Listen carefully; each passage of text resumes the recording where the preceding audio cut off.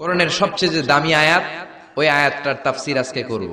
বিশ্বনবীকে জিজ্ঞেস করা হলো, আইয়ু আয়াতিন আযামু মিন কিতাবিল্লাহি ইনদাকা নবী, কোরআনের কোন আয়াতটা সবচাইতে বেশি দামি আপনি মনে করেন?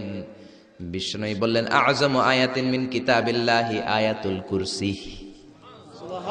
আল্লাহর কোরআনের মধ্যে ৬৬৬৬ আয়াত, কারো বর্ণনা মতে ৬৬৩৬ আয়াত, আরেক বর্ণনা মতে আরেকটা রিওয়ায়াত পাওয়া যায়।